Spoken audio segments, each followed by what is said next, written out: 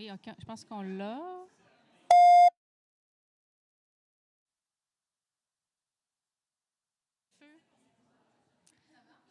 Bonsoir. Ça marche? C'est pas très fort. Un peu plus fort, peut-être? De toute façon, non, il me voit, il me fait des signes. Ça sera pas long, les gens en ligne, on s'en vient.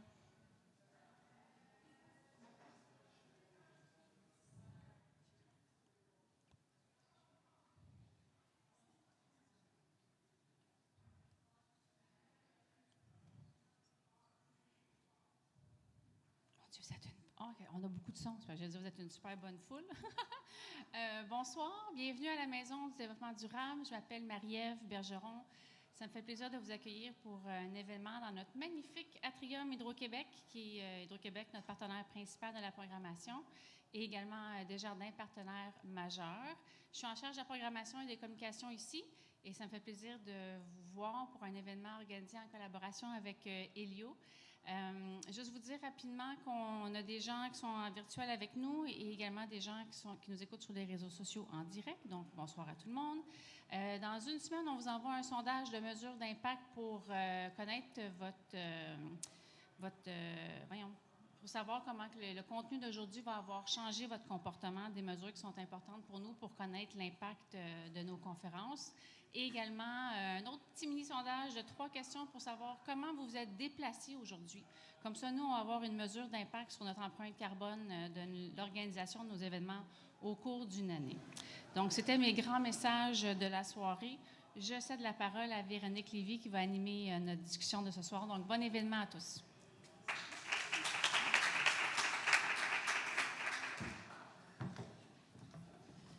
Bonsoir. Bon, c'est plus facile d'être assis dans la salle, finalement, que d'être de ce côté-là. Alors, hop. Donc, moi, je suis vraiment, vraiment très heureuse de vous voir tous ici ce soir, et puis également ceux qui sont en ligne. Alors, je me suis écrit un peu les choses, parce que j'ai tendance, en général, à être un peu intuitif, puis à partir dans mes idées. Donc, j'ai essayé de les placer quand même. Donc, la première chose, je voulais vous dire que c'est vraiment un grand honneur pour nous de faire cette réunion. Est-ce que vous m'entendez ou est-ce que je dois le tirer un peu vers moi? Faut que je rapproche. Si je fais tout tomber, ça le fait ou pas?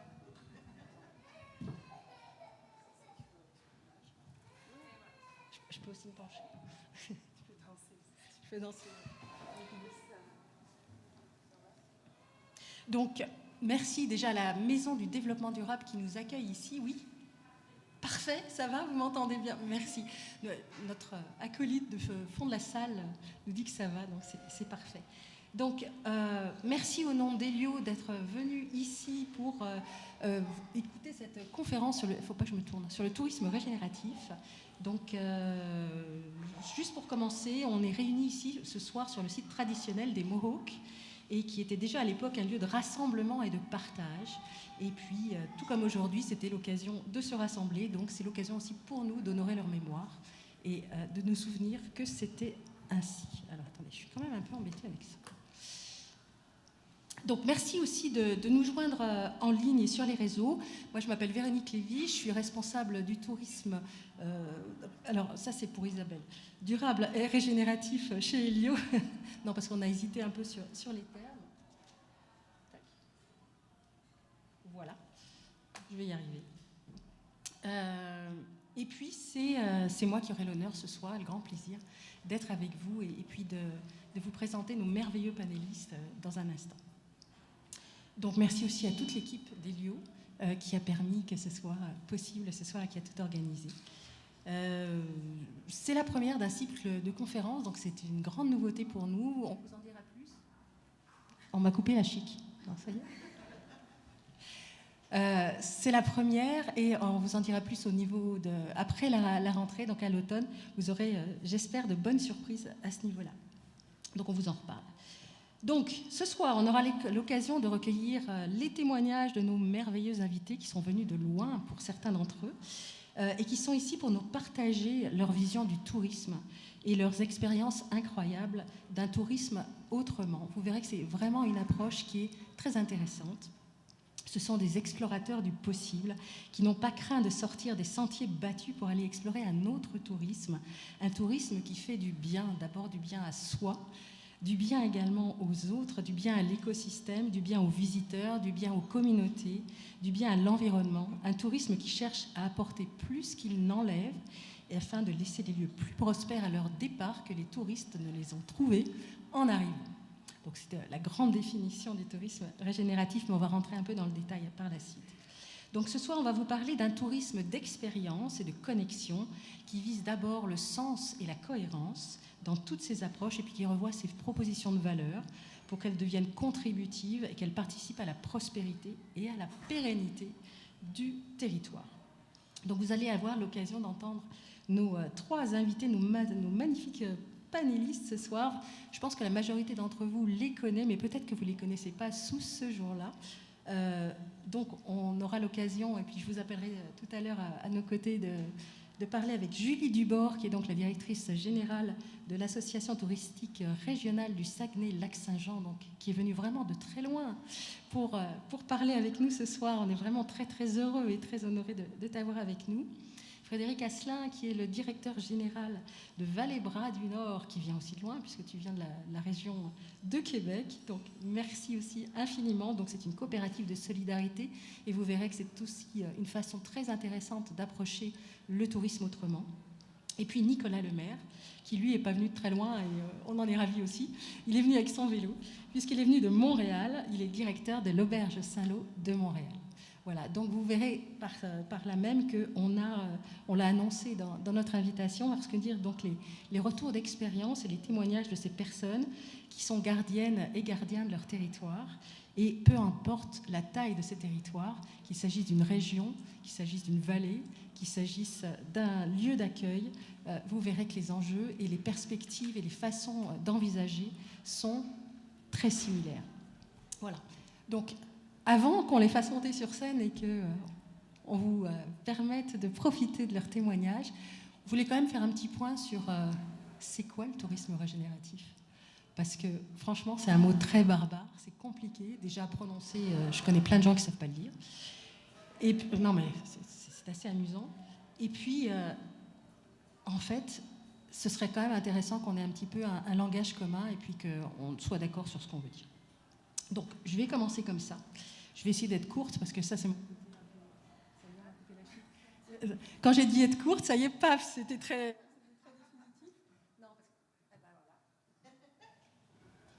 Allô, allô, ça continue, c'est parfait. Donc, à l'heure actuelle, il y a une grande démarche qui est engagée autour du tourisme responsable et durable selon l'appellation officielle du ministère du Tourisme, le MTO.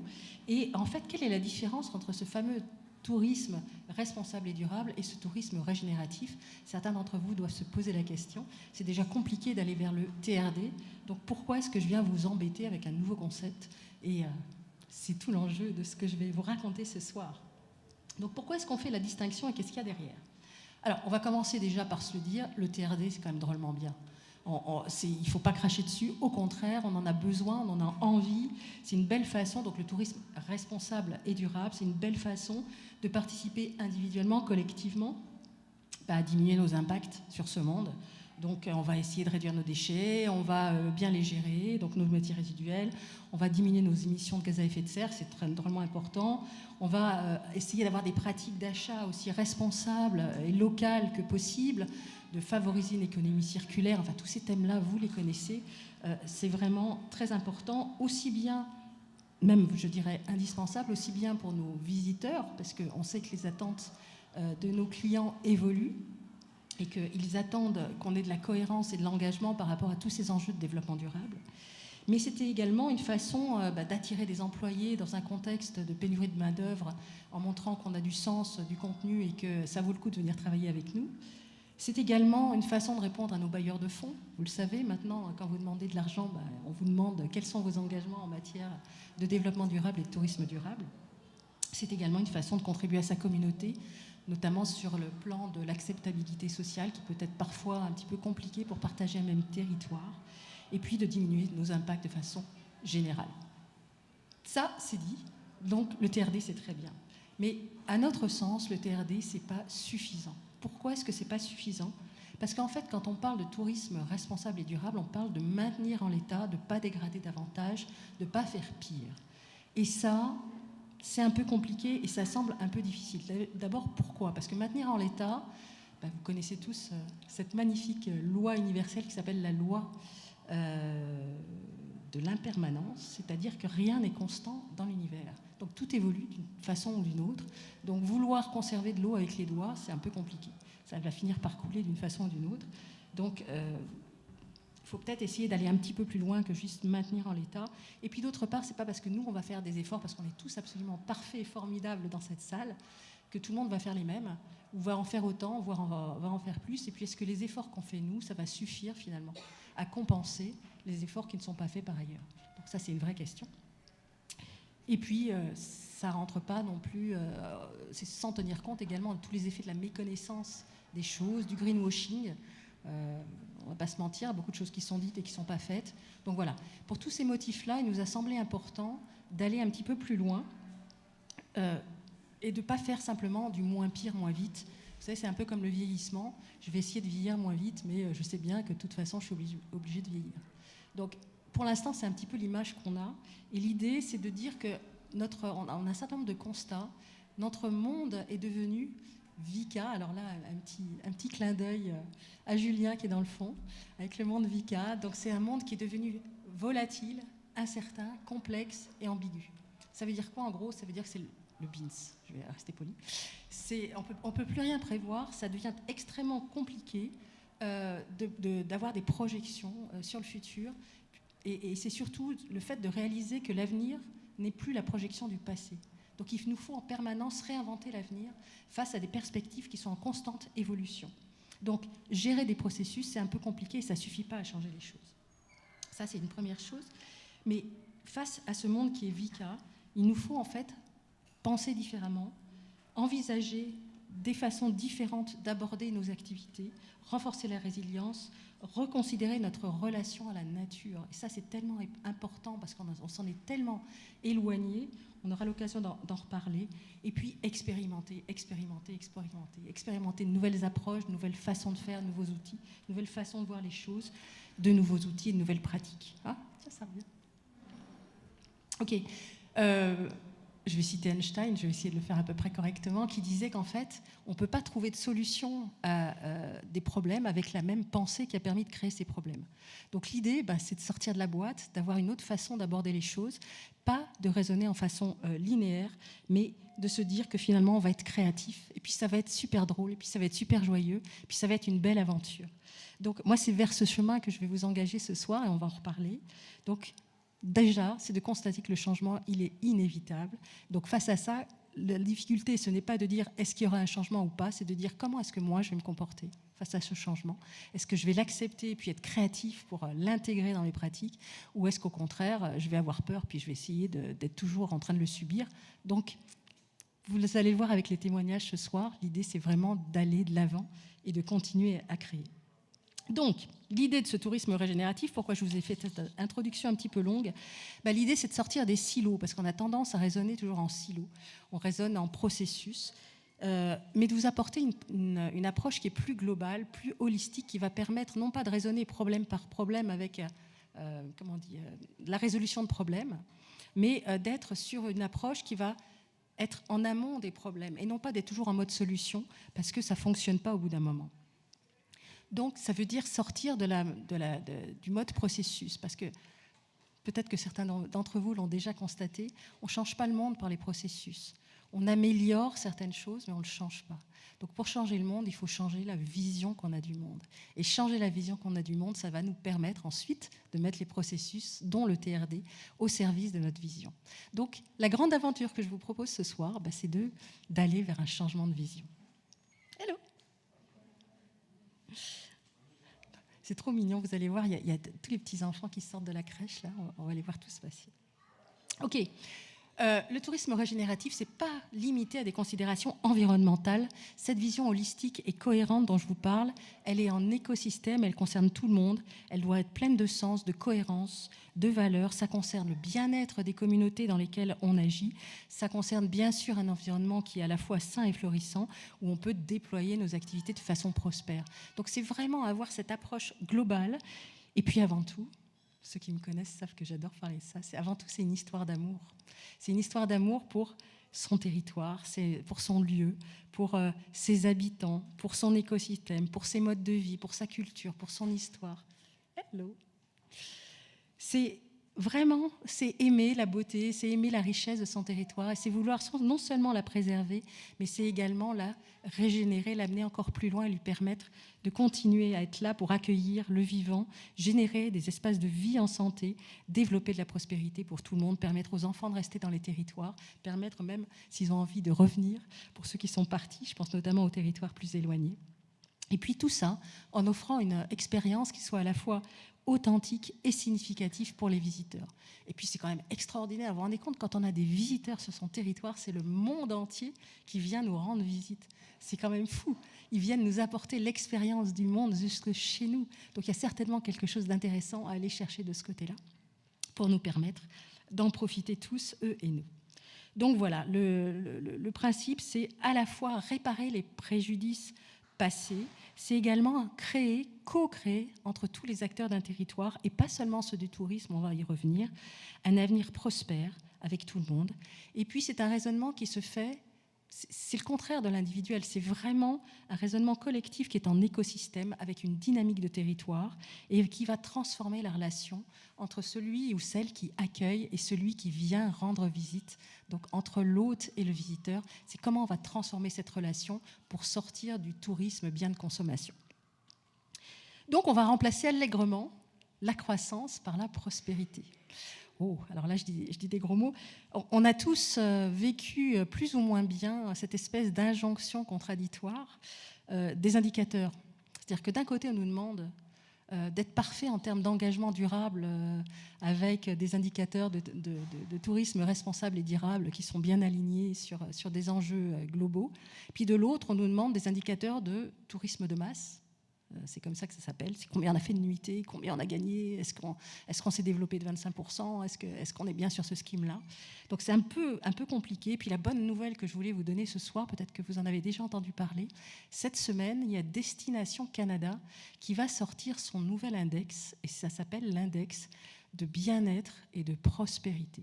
Et là, j'espère vraiment que ça va nous permettre de changer la donne, parce que c'est quelque chose, c'est basé sur 6 catégories, on aura l'occasion d'en reparler, mais ces 6 catégories, les 6 premières, concernent vraiment la façon dont la communauté se transforme. Et le 6e, c'est sur l'expérience client. Donc, il y a vraiment une façon de reconsidérer les choses qui, je pense, devrait vous intéresser. Voilà. Et puis, qu'est-ce qu'on vise ? On vise ni la croissance, puisque je vous ai parlé de prospérité, on vise ni la croissance ni la décroissance. Alors ça, c'est un sujet en interne chez Elio.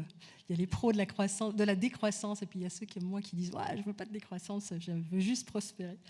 Et en fait, c'est juste viser l'équilibre, que ce soit un équilibre global qui va permettre de satisfaire en fait les besoins de l'écosystème, les besoins individuels, les besoins collectifs, les besoins actuels, les besoins futur. Donc l'idée, c'est ça, c'est d'arriver à créer cet équilibre et soutenir la pérennité, bien sûr. Donc, je vais revenir à un point que je vous ai dit tout à l'heure, on s'est déconnecté de la nature. Et ça, c'est un vrai problème. On s'est éloigné de la nature au départ pour maîtriser notre environnement, pour plus avoir peur, pour plus avoir faim, pour pouvoir se protéger. Très correct, c'est normal, c'est une attitude, on veut protéger nos enfants. Bon, on a été tellement loin qu'en fait, on voit maintenant le monde comme un ensemble de ressources à consommer. Ça, c'est un peu ballot, on a été un peu loin. Et donc, notre environnement est devenu un bien de consommation. Donc, l'idée, c'est de sortir complètement de cette attitude qui est extrêmement destructrice. On est en train de couper la branche, sur laquelle on est assis. Et puis, l'idée que je vous propose ce soir, c'est de nous souvenir du vivant. Le vivant, c'est quoi ? Vous voyez l'image de la Terre vue du ciel, vous savez, quand les astronautes ils voient la Terre, donc, vous voyez cette magnifique planète bleue posée sur l'indigo de l'univers. c'est ça le vivant. C'est cette planète-là, ça c'est le vivant. Et puis il n'y a pas la gentille planète d'un côté et les méchants humains de l'autre. Il y a le vivant et puis on est le vivant. On fait partie du vivant au même titre que les ruisseaux, les caribous, les épinettes, ce que vous voulez, les dauphins ou les grandes baleines. Donc on est le vivant. Et en fait, toute l'expérience de ce tourisme régénératif, c'est de dire on va essayer de s'en souvenir. Parce que si on se souvient qu'on est le vivant, on se comporte différemment. On a envie de participer, on a envie de faire fructifier ce qu'on est et de le faire à la fois pour nous et pour nos communautés. Bon, je ne vais pas être très très longue, j'ai bientôt fini, je vous rassure. Donc, tout ça pour dire, en conclusion, sur le tourisme régénératif, donc, premier élément, c'est penser différemment, sortir du silo, avoir une vision globale, ne pas raisonner par processus, s'extraire à un moment des problèmes. Quand on n'arrive pas à résoudre un problème, on s'arrête, on s'extrait, on prend du recul et on regarde la situation et puis on trouve d'autres solutions. Et on va les trouver ensemble, on va expérimenter. On arrête d'être sûr des fonctionnements où on est sûr d'un processus en disant dans 5 ans je serai là, dans 3 ans je serai là. On arrête de projeter, on essaye, on expérimente. Et puis comme disait Nelson Mandela, et j'adore cette phrase, c'est soit je réussis, soit j'apprends. Donc de toute façon, on est gagnant parce qu'on va apprendre. Et puis il y a des tas de solutions qui vont apparaître qu'on n'avait pas imaginées en expérimentant. Donc on va apprendre, on va partager. Et ça, c'est drôlement intéressant. Donc on va travailler au niveau local. On va encourager les lieux et les communautés à être les co-créateurs d'un avenir qu'elles choisissent et qui ne leur est pas imposé, et d'en assurer la prospérité en expérimentant le lieu. Donc on va repenser les façons d'accueillir aussi, on va transformer la relation avec les visiteurs, entre l'hôte et le visiteur, et puis essayer de favoriser une plus grande connexion, un plus grand bien-être pour tous, que ce soit nous, nos activités, nos communautés, notre environnement, la faune, la flore, et tout ce qui va bien autour de nous et qui y participe. Un dernier mot pour vous dire qu'en fait, c'est une approche écosystémique, c'est-à-dire que ça ne concerne même pas seulement le tourisme. Quand on partage un territoire, on le partage avec qui ? Il y a beaucoup de gens sur ce territoire. Il y a des forestiers, il y a des miniers, il y a les MRC, il y a des étudiants, il y a des écoles, il y a des gens qui sont venus prendre leur retraite sur place. Il y a des gens qui visitent, il y a des gens qui travaillent, il y a des gens qui y habitent. Donc c'est partager avec tous ces gens-là, avec vos voisins. C'est qu'est-ce qu'on fait ensemble, qu'est-ce qu'on a envie de devenir, c'est quoi notre identité, qu'est-ce qu'on est, qu'est-ce qu'on a envie d'être tous ensemble. Donc c'est ce grand défi où on va devoir repenser nos modèles d'affaires, où on va repenser nos écosystèmes locaux, nos accords de gouvernance, et on aura l'occasion d'en parler, où on va partager les communs, la vision, le sens, les valeurs, les réseaux, et puis avoir conscience que notre environnement est exceptionnel, savoir reconnaître ce qu'il a de merveilleux, de beau, d'enthousiasmant, de plus sublime, mais aussi de plus fragile, pour en prendre soin, pour y être attentif, pour le préserver et puis le faire prospérer, l'amener plus loin. Donc, c'est une démarche qui finalement est très créative, qui est très enthousiasmante, qui est très engageante, dynamique, réjouissante, dites-le comme vous voulez. Mais c'est surtout plein d'inspiration, on s'inspire les uns des autres. Ceux qui font des pratiques, on va aller voir comment ils ont fait, on va leur demander, on va essayer de faire pareil ou différemment, de l'adapter à notre lieu, et puis de leur redonner le témoignage de ce qu'on a fait. C'est en fait une histoire d'aventure humaine. Et le tourisme fait partie complètement de cette aventure, de la découverte, de l'exploration. Donc c'est dans notre nature même que d'explorer. Et sortons de ces schémas, de ces silos qui nous font pas tellement de bien souvent, pour aller explorer tout le monde des possibles. Donc c'est un voyage au pays des possibles que je vous propose, car tout est possible dès lors qu'on le veut vraiment et qu'on s'en donne les moyens. Et il faut cette passion-là pour inspirer et entraîner avec soi l'écosystème dans des projets qui font du bien. Je pense qu'on aura un témoignage sur l'écosystème vraiment intéressant. C'est pas facile d'entraîner tout le monde dans une vision. Vous allez en avoir la preuve vivante avec nos invités. Alors je vais vous les présenter. Ce sont des gens passionnés. Et cette passion du territoire, c'est un trait qu'ils ont tous les trois en commun et qui leur a permis de franchir cette barrière du business as usual. Et puis franchement, c'est quand même courageux de sortir de ces schémas. Donc j'appelle sur scène notre première invitée qui est donc Julie Dubord. Alors je dois même avoir quelque chose qui va avec. Yeah. Ah ouais, quand même. Hein. Allez, Julie, si tu veux bien nous rejoindre.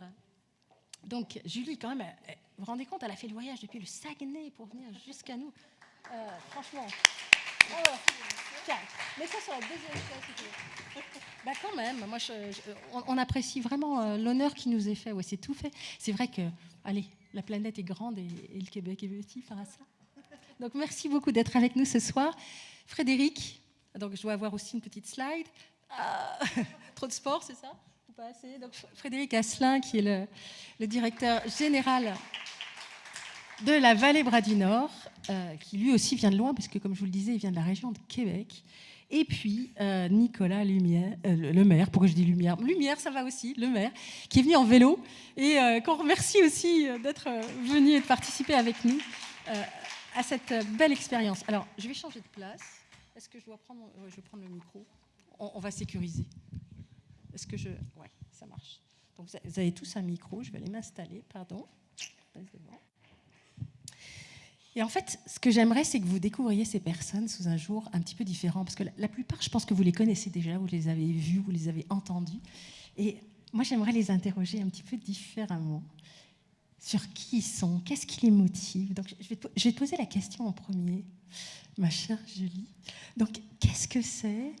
Avant de te poser la question, je vais peut-être te présenter un petit peu. J'avais prévu ça, donc je vais te présenter. Donc, en fait, bah oui, ça t'évitera de le faire. Donc, elle est arrivée au Saguenay-Lac-Saint-Jean à l'âge de 3 ans. Et puis, elle n'en est jamais vraiment partie. Un petit peu pour ses études, mais vraiment, c'est une passionnée, c'est une amoureuse de son territoire. Elle a toujours parlé, finalement, du Saguenay, que ce soit dans ses études, que ce soit maintenant. Ça a toujours été au centre de sa vie. C'est une amoureuse des langues. Donc, une grande linguiste en allemand et en espagnol, mais qui, pour elle, est un moyen de communication et de connexion avant tout. Ça lui permet de parler à des gens qui viennent de loin. Et puis, elle m'a raconté qu'en fait, tous ses exposés oraux lors de ses études, elle les a fait sur le Saguenay-Lac-Saint-Jean. Donc, c'était déjà très, très ancré en elle, déjà toute petite. Elle a commencé comme guide. Qui est-ce qui le savait, ça? Vous saviez pas? Frédéric le savait. Donc, elle a commencé comme guide et puis elle s'est faite repérer, comme on dit, par l'ATR, donc par l'Association touristique régionale. Et puis, elle est rentrée, je crois, comme assistante. Yeah! Vive les enveloppes! Donc, elle a fait tous les postes jusqu'à arriver à celui d'aujourd'hui, en étant donc la directrice générale de l'organisme. Quand même, quelque chose d'intéressant, quand tu étais guide, tu parlais déjà... C'était juste après les inondations qui avaient eu lieu au Saguenay. Et donc, tu ne présentais pas que les merveilles formidables de ton territoire, tu parlais également des impacts que ce type de catastrophe naturelle pouvait avoir sur la vie des gens sur place. Donc, c'était déjà très orienté. Hein. Voilà, c'est une passion qui remonte à loin. Et puis, sa constante, c'est vraiment l'amour du territoire. Donc, c'est à toi que je vais poser la question en premier. C'est qu'est-ce qui te motive? Pourquoi tu es là? Pourquoi tu es resté? Qu'est-ce que tu aimes? C'est quoi ta motivation, le sens de tout ça? Ah ouais, non, mais franchement. Oui, c'est ça. Tu as 30 secondes J'ai pour 2 secondes pour... Tout d'abord, merci Véronique pour l'invitation et la présentation. J'avais jamais fait le lien, en fait, quand on s'est parlé la semaine dernière, j'ai jamais fait le lien, en fait, avec le début de ma carrière, avec les inondations de 1996 au Saguenay-Lac-Saint-Jean. Ça a été le point de départ de ma carrière dans l'industrie touristique. J'ai été guide pour présenter le secteur de la petite Maison-Blanche, mais je ne savais pas à quel point les changements climatiques étaient déjà... Ça, c'est un élément précurseur des changements climatiques, on s'entend? Puis que ça allait être comme un filigrane de ma carrière tout au long. Mais tu l'as dit tout à l'heure, ma passion, c'est les langues, c'est la communication. En fait, quand tu as dit, depuis le tout début, elle parlait point. J'étais tout petite, je ne faisais que parler. Donc, mon désir est toujours d'entrer en contact, de comprendre l'autre, d'être à l'écoute de l'autre, de comprendre les motivations de l'autre et tout ça. Puis, notre industrie est une industrie qui est très, très fortement basée sur la relation. On ne visite pas nécessairement seulement un lieu, on va rencontrer des gens, on va vivre une expérience. Puis, vivre une expérience, ça requiert nécessairement d'être en contact avec des gens, en tout cas, je pense.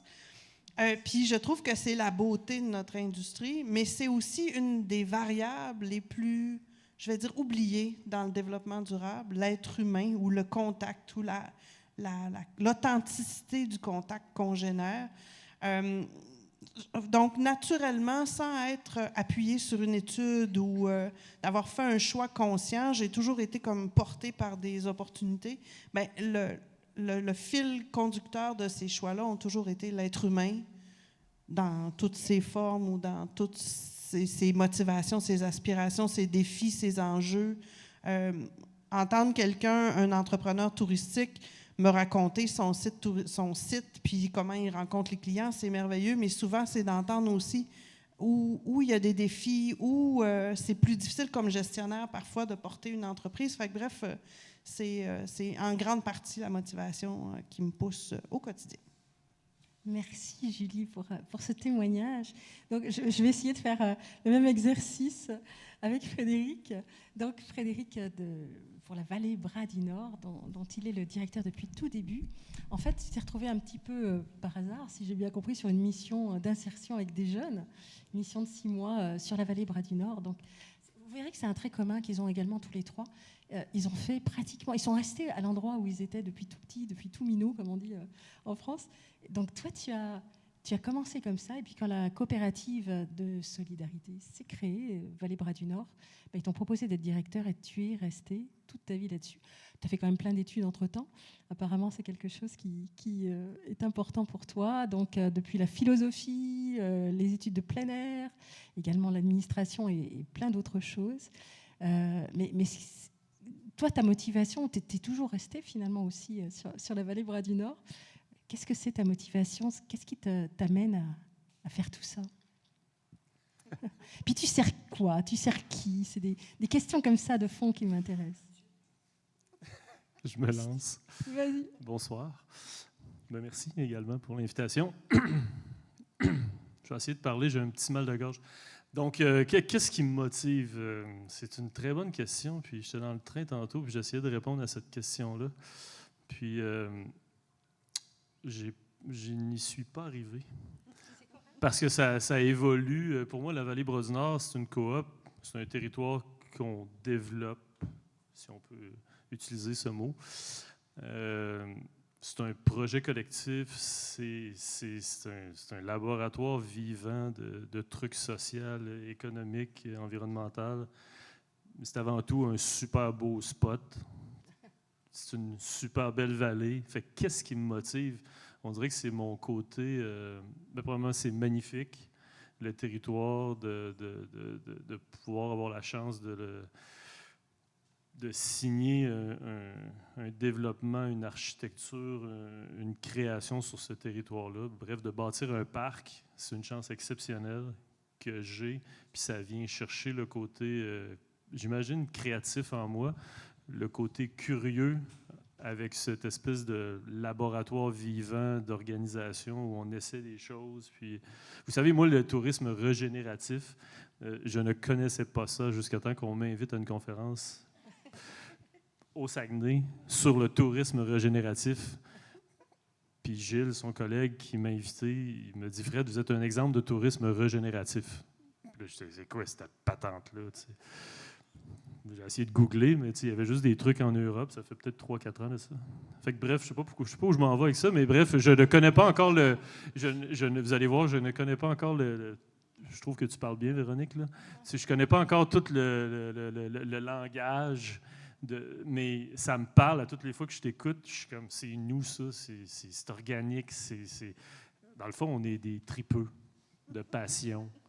Puis on a développé un parc avec ça. Tu sais. Fait que qu'est-ce qui me motive? C'est la passion d'aimer la nature, les gens, la curiosité. Puis c'est une bonne réponse. Ça? Ah, c'est parfait, c'est parfait. C'est parfait, non? On est d'accord. Mais puis j'ai pas présenté le territoire. Alors c'est vrai que pour ce qui concerne le Saguenay-Lac-Saint-Jean, on a quand même une notion, parce qu'il y a toute la région, et il se passe plein de choses, et c'est absolument merveilleux. C'est une région qui est vraiment très, très belle. Pour la vallée Bras du Nord, peut-être juste présenter en 2 mots, je ne l'ai pas fait, mais c'est une vallée entière où il y a toutes les activités de nature, avec des activités autour de l'eau, les activités autour de la montagne, les hébergements qui vont bien, et puis juste à la base, là, il y a un petit village, et donc tu nous raconteras aussi comment il y a une interaction qui a pu se passer par la suite entre vos activités. Je voulais répéter aussi un truc que tu m'as dit tout à l'heure. en fait, ce qui te motive, c'est parce que tu aimes bien faire ça. Tu fais des choses que tu aimes bien faire. On t'es pas obligé, quoi. Ben, c'est effectivement très égocentrique, là. Voilà. On a développé ce qui nous tentait. Tu sais. Autrement dit, on s'est mis à aimer le vélo de montagne. On s'est dit, on développe le vélo de montagne. On tripait sur les jeunes. On s'est dit, on part un programme avec l'école secondaire de plein air. Tu sais, c'était très par opportunité, Voilà. passion. Et puis, à un moment donné, ça a donné la Vallée Bras-du-Nord. Super. C'est vraiment ça. Là. C'est pas plus compliqué que ça. Je vous parlais d'expérimenter. Merci beaucoup, en tout cas, Frédéric. Nicolas, à toi la parole. Donc, je vais essayer de me souvenir aussi. Donc, c'est quand même vraiment intéressant d'avoir cette approche. Quand même, encore un trait commun que nous avons entre vous deux, messieurs, ce soir, c'est que vous faites partie d'une catégorie qu'on appelle le tourisme collectif. On a même eu droit à un symposium il n'y a pas longtemps, la semaine dernière, là-dessus. Donc, ça vous rapproche déjà d'une certaine humanité, on va dire, une approche extrêmement humaine. On parlait de solidarité tout à l'heure, de coop de solidarité. C'est vrai aussi pour les auberges, qui sont donc au départ des auberges de jeunesse, qu'on appelle maintenant l'auberge Saint-Lô. Donc, Nicolas, toi aussi, tu es tombé dedans quand tu étais petit. Tu as fait un voyage. Tu m'as dit que le premier soir, tu étais dans une auberge de jeunesse et puis ça a changé ta vision de la vie pratiquement. Tu vas nous raconter ça. En gros, qu'est-ce que je peux dire sur toi c'est absolument passionnant, mais c'est juste que voilà, ça fait 15 ans que tu es directeur. Tu es rentré toi aussi en tant que... je ne sais pas. Réceptionniste. Réceptionniste, voilà. Il a fait aussi tous les postes à l'intérieur de l'auberge. Tu es revenu à Montréal, tu as fait tes études, tu as travaillé à temps partiel, puis au moment de déposer ta thèse, en fait, c'est là qu'on t'a proposé de rentrer comme directeur et que tu as épanoui tes talents à l'intérieur. Tu es un vrai Montréalais. C'est d'ailleurs très intéressant parce qu'ici, on a quelqu'un, vraiment un urbain, face à nos deux autres panélistes qui sont carrément plus dans la nature et dans le plein air. Comme quoi, on peut aussi développer des passions pour la ville et ça, c'est très intéressant aussi. Et donc, toi, tu es très attaché à Montréal. Et puis, tu vas nous le faire sentir. C'est vrai qu'il y a beaucoup de choses. Tu es également vice-président du CA, du CESIM, qui est le Conseil de l'économie sociale de l'île de Montréal. Et je sais que c'est quelque chose d'important pour toi. Peut-être que tu nous en diras aussi un petit mot tout à l'heure. Tu fais aussi plein d'autres activités. Tu as par exemple l'occasion d'être inspecteur pour le réseau des auberges, qui te permet d'avoir... où tu l'as été. Bon. Ça te permet d'avoir aussi une vision quand même, toujours avec un recul et de ne pas rester simplement centré sur ton activité, ton lieu d'hébergement. Tu es formateur et puis tu n'arrêtes pas de faire de la promotion de l'économie sociale. Et puis voilà, aussi un passionné de vélo. Donc il y en a plusieurs qui sont venus avec leur casque de vélo ce soir. Voilà. Donc qu'est-ce que le passionné de Montréal, comment est-ce que tu répondrais à cette question? Qu'est-ce qui te motive? Je pense qu'il y a des lieux communs déjà parce que c'est les gens. C'était très introspectif, j'ai trouvé, de se discuter ensemble pour savoir qu'est-ce que j'aimais, pourquoi et jusqu'à quand et comment. J'avais jamais pris le temps d'y réfléchir vraiment. Mais avec le recul, les gens ont toujours été au centre de mes intérêts, de mon tout premier emploi dans une location de patins et de vélos où il y avait des touristes et ça me faisait vraiment triper. J'ai aimé les langues étrangères aussi, jusqu'à étudier en Allemagne, l'allemand, le japonais. Alors j'aimais les gens au point de vouloir les connaître et pouvoir communiquer avec eux autant que possible, c'est dur l'allemand, dans leur langue. Puis je me rappelle d'un voyage que j'ai fait au cégep où on est allé au Mexique. Un voyage organisé, c'est pas tout inclus, mais pas loin d'eux. Il ne faut pas se méprendre, j'ai eu beaucoup de plaisir. Mais il y avait un petit quelque chose qui ne fonctionnait pas, qui était déséquilibré, peut-être inélégant, pas très respectueux. J'aurais pas pu dire à l'époque c'était quoi, mais autant que j'avais du plaisir, il y avait quelque chose qui tournait pas rond. Puis un an après, j'ai fait un voyage avec un ami en sac à dos. On voulait aller découvrir tout l'ouest nord-américain. On a pris l'autobus, je suis atterri à Vancouver où j'ai resté à l'auberge de jeunesse de Vancouver. Et ce premier soir-là, ça reste marqué. Je suis tombé en bas de ma chaise, on était sur le portique, puis là, il y avait des gens de partout autour du monde. Je me rappelle des Allemands avec qui j'ai parlé, des gens du Mexique, du Japon, d'Europe, un peu partout. Puis c'était tellement différent de ce que j'avais vécu l'année précédente au Mexique, où on était juste des Québécois, où on n'avait rien su de la culture mexicaine, rien su des gens du territoire. Et puis là, c'était tout le contraire. Et puis alors qu'on devait aller se promener partout sur la côte ouest, j'ai passé mon été au complet à l'auberge de Vancouver. Fait qu'avant que ça devienne à la mode, c'était un peu probablement quelque chose comme du slow tourism. Alors, les gens, puis le territoire aussi, là, j'aime beaucoup la ville. Je la parcours en vélo tous les jours, été comme hiver. Puis j'aime beaucoup, beaucoup ça. J'essaie de m'impliquer aussi avec différents regroupements. Je trouve que la ville, elle est belle. Puis il y a tellement aussi beaucoup de choses à faire. Puis c'est très rassembleur, une ville comme Montréal, pour en avoir vu d'autres. Donc, l'auberge, pour moi, c'est un lieu idéal. Je suis quelqu'un de gang. Puis l'auberge, tu l'as dit un petit peu, c'est un trip de gang. On fait ça ensemble. C'est pas mon truc. C'est le truc que je partage avec tous mes collègues. Puis on n'est pas pire bon à faire ça en plus. Super. Merci beaucoup à vous trois de vous être dévoilés de façon un petit peu plus intime, parce que c'est vrai qu'en général, on vous interroge directement sur votre activité. On va revenir un peu quand même dessus.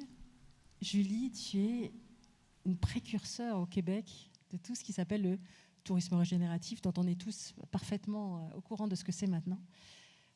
Pourquoi c'était important pour toi? Alors, je ne sais même pas si c'est la question que je t'avais... Ouais, non, mais tant qu'à faire, autant de poser la question que je t'avais permis à laquelle je t'avais permis de réfléchir. En quoi est-ce que c'est différent pour toi? En quoi est-ce que c'est pas juste un développement d'une planification stratégique habituelle, comme font toutes les régions? Qu'est-ce que ça t'apporte en plus? Comment ça se traduit? Sincèrement, je vais dire l'attraction vers le concept est venue initialement. On parlait tout à l'heure de mon collègue Gilles. On se promène beaucoup chez Tourisme Saguenay-Lac-Saint-Jean à l'international pour faire de la commercialisation, de la promotion de la destination. Puis, on a la chance de participer depuis plusieurs années à des événements qui sont initiés par l'Adventure Travel Trade Association. Donc, c'est le tourisme d'aventure. On est dans un groupe d'initiés, de gens motivés par la planète, évidemment. Puis, l'événement est comme ceinturé de toutes sortes de conférences sur des sujets d'avant-garde, justement, dans le secteur de l'aventure. Et le tourisme régénératif a été semé au cours de cet événement, un de ces événements-là. Puis, mon collègue est revenu avec ça, puis je pense que ce qui m'a particulièrement attirée, c'est d'aller plus loin. C'est-à-dire que de refaire les choses telles qu'elles étaient, c'est sûr que si on remet les choses telles qu'elles étaient, ça se peut qu'on refasse les mêmes mauvais choix, je veux dire, dans le futur. Tandis que si on essaie de voir le plus, comment on peut, avec les variables actuelles, penser un peu plus loin ou amener la planète un peu plus loin, puis notre région particulièrement, on dirait que tout à coup, j'ai vu comme un chemin lumineux de « Oh, il y a ça qu'on peut faire, il y a ça qu'on peut faire. » Donc, c'est venu de soi, mais c'est vrai que le mot était un peu rébarbatif, surtout que les conférences étaient en anglais. Fait que regenerative, c'est encore pire. On est allé à Destination Canada faire un événement en novembre dernier, puis regenerative, c'est très, très lourd à le dire. Mais le caractère aller plus loin, pour moi, était... En fait, ça venait comme de mon ADN naturel. Puis je trouvais qu'à l'intérieur de Tourisme Saguenay-Lac-Saint-Jean, on avait des choses à faire avec ça. Super. Merci beaucoup. On sera un peu plus concret après. On va prendre des exemples, rassurez-vous. Pour l'instant, on est toujours de façon globale. De ton côté, Frédéric, alors, c'est vrai qu'il y a une inspiration initiale avec cette coopérative de solidarité. C'est quand même votre ADN au départ. Vous êtes allé aussi vers la conservation de votre environnement pour pouvoir continuer à prospérer de cette façon-là dans votre vallée. En quoi ton approche est différente de celle des autres?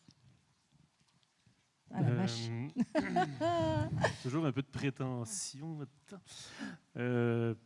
En quoi notre approche est différente? Mais c'est ça. Je pense que ce qu'il faut revenir à la base pour nous. Moi, je suis arrivé à Saint-Raymond en 2002. J'étais le seul employé. Il y avait la création de cette coop de solidarité-là. 3 types de membres. Pour ceux qui sont moins familiers, là, c'est une coop de solidarité. Il y a 3 types de membres. Des membres travailleurs, chez nous, des propriétaires qui nous donnent des droits de passage, puis des business en plein air ou des business en hébergement. Donc, c'est ça qui forme la gouvernance de la coopérative, notre conseil d'administration. Juste pour mieux situer. Donc, c'est un parc dans une vallée glaciaire à Saint-Raymond. On a des sentiers de randonnée, de vélo, de canaux, de l'hébergement, toute autre sorte d'activités là, reliées à la nature, le plein air, l'aventure. Quand je suis arrivé là, c'était pas une vision qu'on avait là, de faire du tourisme durable. Probablement, le mot n'existait pas. Et encore moins le tourisme régénératif. Là, je disais en blague tout à l'heure que j'ai appris ce mot-là il y a 3 ans. Là. Il fallait survivre. Grosso modo, là, je le dis souvent, mais c'est parce qu'à la base, comme directeur général, moi, j'avais 5 000 $ dans le compte de banque. J'avais un contrat de 16 semaines au départ, quand je suis arrivé à Saint-Raymond. Puis, je faisais des sentiers le jour à construire le parc, puis le soir, je faisais des plans d'affaires. Tu sais, ça ressemblait à ça. Puis, j'étais plus jeune, fait que j'avais pas d'enfants. Puis, à ce moment-là, je travaillais tout le temps. Mais il n'y avait pas de... Tu sais, notre trip, c'était de créer le parc. On est des développeurs de sentiers à la base. C'est vraiment ça. Là, tu sais, on était une gang de tripeux à faire des sentiers. On faisait des sentiers pédestres, puis à un moment donné, on s'est mis à faire des sentiers de vélo de montagne pour différentes raisons. Puis la rivière qui coule, pour moi, c'est un sentier également. Fait que, tu sais, on est un parc de sentiers, mais c'était pas un... Je reviens à tout ce concept-là. C'était vraiment par... il fallait qu'on génère des revenus. Donc, pour générer des revenus, on s'est dit, ben, on va faire des hébergements. Puis là, on s'est dit, hein, dans l'Ouest, il y a des yourtes. Ouais, on va mettre une yourte. Puis là, la CEPAC, 2 ans après, s'est mis à mettre des yourtes aussi. Tu sais. On était innovateurs, créatifs, curieux. Mais tu sais, c'était pas... on avait tu sais, je faisais un plan d'affaires, je faisais des plans d'action, puis il y avait des plans stratégiques, mais c'était pas dans une vision tu sais, de devenir dans 20 ans un spot qui peut ressembler à quelque chose de régénératif. Là. C'était vraiment... On développait cette patente-là. J'avais besoin d'argent pour développer des sentiers. Ça coûte énormément cher, le coût au kilomètre d'un sentier. Puis j'avais déjà travaillé avec des jeunes en réinsertion. J'étais allé chercher de l'argent à Emploi Québec pour travailler, pour faire venir des plateaux de travail de jeunes en difficulté, pour aménager des sentiers. Donc, c'était une question de survie. C'était une question d'avoir des sources d'argent pour pouvoir développer la destination. Donc, voyez-vous, c'était pas... bien qu'on avait un plan, on y allait essai-erreur par valeur, beaucoup de nos valeurs, puis trip de gang, là. Tu sais, on est allé à Eastburg, au Vermont, faire du vélo de montagne. On s'est dit, waouh, c'est cool ça, on fait ça à Saint-Raymond. Puis là, on s'est fait un plan de développement du bike de montagne. Puis on s'est dit, ayons la prétention de devenir les meilleurs au Québec. Meilleur étant un gros mot maintenant, ça se développe partout le vélo de montagne. Mais tu sais, rapidement, on s'est dit, pourquoi pas devenir dans un pôle position au niveau du vélo de montagne. Fait que, tu sais, ça a été vraiment organique. Puis aujourd'hui, on est rendu à avoir une réflexion un peu plus stratégique, un petit peu plus cadrée, un petit peu plus normée, mais je fais attention à ça aussi. Un plan est toujours aussi bon. À partir du moment où tu le déposes, il n'est plus bon. Il faut que tu suives. Puis on a parlé du vivant. Hein. On entend souvent dans les écoles de gestion de faire attention comme entrepreneur à l'opportunisme. Moi, je dis, go l'opportunisme, go sur la création, go sur ce qui vous fait triper, puis ça finit par donner de quoi, tu sais. Je pense qu'on en est la preuve, avec plein de défis, là, ça a l'air bien beau, là, mais tu sais, le directeur général, il y a une couple de défis, là. Merci. Non, mais ça va, c'est parfait, c'est toujours parfait de toute façon. Mais en tout cas, bon, nos 2 premiers témoignages montrent que c'est l'inspiration aussi de ce que vous avez vu ailleurs. Est-ce que Nicolas, toi, c'est quelque chose aussi? Tu as parlé dès le départ d'inspiration de ce que tu avais vu quand tu étais en Colombie-Britannique, qui t'a donné aussi l'impulsion d'aller créer des systèmes différents. Donc, en quoi est-ce que ta méthode d'accueil, de ce lieu d'hébergement, de ce lieu d'accueil, est différente d'un lieu d'hébergement plus classique, tel que peut l'être un hôtel, par exemple? Bien, Vancouver m'a certainement influencé, mais j'ai rien créé. Moi, je me suis greffé avec quelque chose qui existait. L'auberge a été créée en 1967 à Montréal. Puis moi, j'étais indisponible cette soirée-là, je ne pouvais pas venir y aller. Mais je me suis, après ça, accroché à ce groupe-là en revenant de Vancouver. Moi, ma place, c'est chez moi, c'est à Montréal. Je voulais y travailler. J'avais tellement été séduit par le modèle que j'ai vu à Vancouver. J'avais peur d'être déçu en retournant parce que je sais que je voulais travailler à l'auberge, mais en même temps, je me disais, est-ce que ça va être à la hauteur de mes attentes? Et ça l'a été. Donc, tout ça pour dire que mon impact, si j'en ai un, ben, c'est pas moi, en tout cas, qui a créé ce projet-là, mais j'ai été séduit. En travaillant à l'auberge, j'ai fait des études qui étaient liées au domaine du tourisme. J'ai toujours aimé les gens aussi, mais j'ai voyagé aussi. C'est le genre d'emploi où on nous donne beaucoup de flexibilité pour aller se promener, parce que quand on se promène, on va s'inspirer. Alors, je me suis promené à différents endroits. J'ai eu la chance de me déplacer pas mal. Puis j'ai beaucoup aimé ce que j'ai vu dans les auberges, comme modèle, l'auberge de jeunesse aussi. C'est assez différent de ce que j'ai ressenti comme utilisateur dans les hôtels. C'est pour rien enlever aux hôtels, mais j'ai jamais travaillé. Je ne sais pas comment que ça se gère ou ça se planifie, mais mon ressenti, l'auberge, est quelque chose de très particulier, puis ça se ressent dès l'entrée à l'auberge aussi.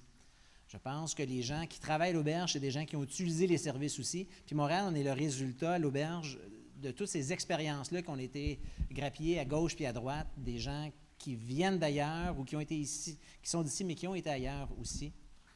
Puis c'est un petit peu ça qu'on essaie de mettre à profit. Dans nos différences, je pense qu'un hôtel, souvent, alors sans prétention, je dirais que ça vend de l'hébergement. Nous, non, c'est un petit peu accessoire, l'hébergement. Nous, on vend une expérience, puis on met beaucoup l'accent là-dessus. C'est très important pour nous, parce que l'hébergement, on peut le trouver un petit peu partout, mais l'expérience, non. Je vous disais que la plus belle démonstration de cette expérience-là, c'est un poste, un collègue ici qui est avec nous aujourd'hui, qui est créatrice d'expérience. Alors, c'est un poste que je n'ai jamais vu ailleurs. Est-ce qu'il existe? Ça pourrait être, je pensais comment on appelle dans le sud, les géos.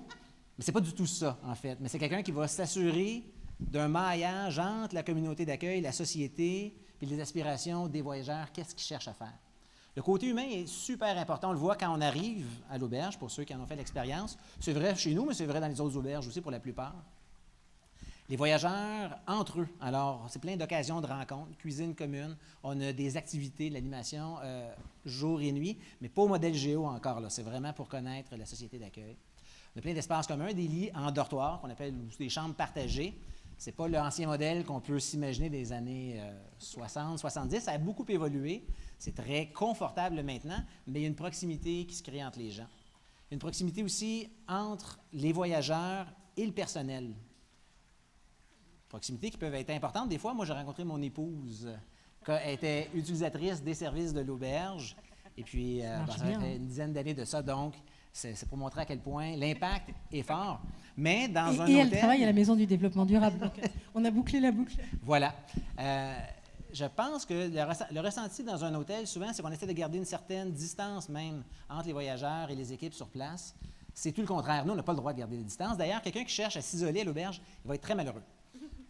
Il y a une proximité entre les gens de l'équipe aussi. Je disais que c'est un trip de gang. Les liens que ça développe sont très, très forts. Parler de l'équipe actuelle pourrait vous le dire. Mais moi, j'ai certains de mes meilleurs amis que c'est des gens que j'ai appris à connaître à l'auberge.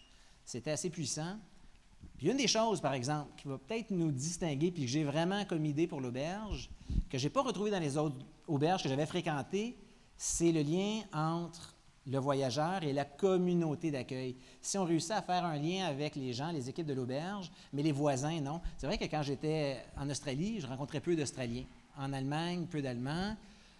Costa Rica, peu de Costa-Ricains. Puis là, ça, c'est quelque chose que j'ai en tête, de créer ce maillage-là avec l'équipe pour essayer d'avoir une expérience qui va être beaucoup plus globale. C'est très intéressant. C'est vraiment ce lien humain que vous développez tous les trois, là, dont vous venez de parler, et puis le lien à la communauté. Donc on va en reparler, mais est-ce qu'il y a des projets comme ça qui vous ont... Vous n'êtes pas obligé de parler dans l'ordre, d'ailleurs. Celui qui veut ou celle qui veut prendre la parole le prend. Vous avez même le droit de vous interroger entre vous. Si vous avez des questions à vous poser, vous n'hésitez pas. Mais ce lien humain qui n'est pas toujours facile à gérer. Comment est-ce qu'on fait pour entraîner les gens avec soi dans des projets un peu fous? Comment est-ce qu'on négocie ça? Comment est-ce qu'on fait passer... Vous êtes des gens de passion. Comment vous faites passer cet enthousiasme? Comment vous attirez les gens avec vous? Il y a un mélange d'entêtement, parce que je suis un peu têtue de nature, ceux qui me connaissent le savent, mais aussi d'écoute. Je sais que ça va avoir l'air un peu cheesy, mais chez Tourisme Saguenay-Lac-Saint-Jean, comme association touristique régionale, on a le devoir de faire de la concertation. On a des comités, on a toutes sortes de mécanismes pour écouter les gens, mais quand est-ce qu'on écoute vraiment? Tu sais, quand est-ce qu'on prend le temps de ne pas justement poser les questions juste sur comment ton entreprise va, combien tu as de clients, combien tu as généré de revenus, mais plus toi, comment tu vas, puis de détecter l'espèce de trame derrière, parce que souvent, on va incarner ou le gestionnaire va venir parler de son entreprise, mais à travers, on peut détecter, comme je disais tout à l'heure, ses défis, ses enjeux et tout ça. Puis chez Tourisme Saguenay-Lac-Saint-Jean, moi, on l'a dit tout à l'heure, j'ai fait plein de postes, toutes les postes possibles et impossibles. Fait que j'ai plié des enveloppes, j'ai fait des comités, j'ai fait toutes sortes d'affaires. Et à chaque fois, j'avais l'occasion d'être assise avec des entrepreneurs ou des employés touristiques. Moi-même, j'ai déjà été employée touristique dans une entreprise. Puis tu dis, si on entendait vraiment qu'est-ce qui se passe sur le terrain, puis si on réussissait à pas résoudre parce que les choses bougent tout le temps, mais d'au moins atteindre ou de rejoindre les motivations profondes des gens. Il y a des choses qui nous ont fait entrer dans l'industrie touristique, on l'a bien dit, c'est comme un élan du cœur. Puis souvent, avec les difficultés qu'on rencontre, à un moment donné, on finit par se distancer de cette motivation-là ou de cet élan-là naturel.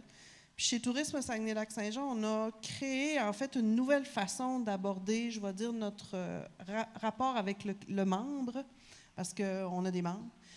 Et ça me frustrait un peu qu'on avait comme une barrière à l'entrée avant de parler avec les entrepreneurs. Il faut que tu sois membre, puis après ça, je vais pouvoir t'inclure dans mes projets et tout ça. Et on a essayé de défaire un peu ce rapport-là, puis d'aller carrément sur le terrain, s'asseoir avec eux autres, leur dire comment ça va. Puis comment ça va, j'ai le temps, là, on est assis, puis là, ils pensaient qu'on était de la CITQ, puis là, ils nous montraient tout le champ. Non, on vient juste jaser, puis juste voir comment ça va.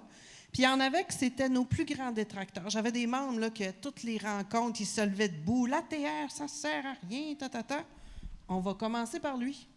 On va aller le voir. On va comprendre pourquoi il est insatisfait. Bien, en allant le voir, d'abord, il est fru. Si tu veux débarquer, pas de problème. Mais sais-tu quoi? Je veux qu'on continue à se parler. Je veux qu'on continue à être amis. Ça ne me dérange pas que tu ne sois pas membre. Ça ne répond pas à tes besoins, c'est correct. Mais j'aimerais ça que tu restes abonné à notre bulletin. Appelle-moi si tu as besoin. Puis là, il débarque parce qu'il est content. Il a le droit de partir. Il part. Mais l'année d'après, il revient. Puis depuis ce temps-là, je sais, ça a l'air un peu cheesy, ça aussi, mais c'est notre plus grand ambassadeur. La TR, ça sert à quelque chose et tout ça. Juste parce qu'on a pris le temps de s'asseoir avec, puis qu'on n'avait pas un meter là, qui tournait pour dire « j'ai 1 heure avec toi ». Non, j'ai le temps, une demi-journée, peu importe. Prendre un café, n'importe quoi. Puis ça nous a amené, en fait, dans une posture aussi de comment on offre le service, puis à quoi on offre le service, ou c'est ça sur quoi on doit intervenir pour faire le changement ou opérer un changement. Puis c'est pas juste dans des instruments ou dans mettre de l'argent pour faire des actions en environnement ou quoi que ce soit. C'est quand tu parles avec les gens que ça fait une différence. C'est quand tu connectes avec leur cœur, leur élan, leur motivation initiale, que tout d'un coup, tu peux les réaligner sur ce qui les a motivés du départ, puis d'amener la prospérité, la pérennisation de l'entreprise ou de l'expérience. Je vais m'arrêter. Moi aussi, je pourrais faire... Non. On peut continuer. Je pourrais partir c'est très longtemps, passionnant. là, parce que je ne me suis pas rendue jusqu'au bout, là, mais c'est ça. Non, mais on parlait d'élan du cœur, on parlait de personnes, de passion. Je crois qu'on en a vraiment la démonstration ce soir. Moi, j'adore. Merci beaucoup pour ce partage. De ton côté, l'un ou l'autre, vous n'êtes pas obligé d'être toujours en ordre de nom comme ça. Il n'y a pas de question. Non, mais la question... attends, je vais essayer de m'en souvenir aussi. C'est comment on fait pour embarquer les gens dans notre délire un petit peu dans le Comment projet? t'embarques les gens? Parce que tu as aussi des terrains privés, tu as des terrains publics, tu as des gens qui décident pour toi, tu as la MRC. Comment tu concilies tout ça? Puis comment t'embarques les gens avec toi? Comment tu les convaincs quand tu as un nouveau projet? Comment tu les embarques? Puis pourquoi ils te suivent? C'est comme une genre de thérapie de... introspective. Non, écoutez, c'est une bonne question aussi. Et toi, là? Non, c'est ça, je fais une psychanalyse touristique. Attends, c'est toi qui as fait des études de philo, je te rappelle. Non, c'est ça, là, mais comment je pense que quand on croit à quelque chose... Admettons que j'ai une vision ou que mon équipe, on a une vision. On dirait que quand on y croit vraiment, les gens finissent par suivre. Ça peut Parfait. être prétentieux, Parfait. ça. Je veux pas... Non, non, non, c'est parfait. C'est exactement ce Mais on dirait qu'il que, fallait c'est entendre. ça, mais il y a beaucoup d'écoute à travers cette vision-là, à travers ce leadership-là. Puis j'ai aussi des collègues exceptionnels, des leaders exceptionnels. Je suis vraiment pas le seul. Là. Si mon collègue Étienne serait là, il vous charmerait. Là, puis c'est vraiment que lui, il parle beaucoup. Il aime ça. Moi j'ai un nombre de mots à chaque jour que je peux dire. Fait que là, j'ai tout réservé pour ce soir. Il n'a pas parlé depuis ce matin exprès. Non, c'est ça. J'étais dans le train, je parlais pas. Mais Étienne, il parle beaucoup, puis il est éloquent. Puis, fait que, bref, on a un ensemble de leaders. Fait que ça aide à ce que la communauté nous suive, nos parties prenantes, nos producteurs, nos employés, les jeunes.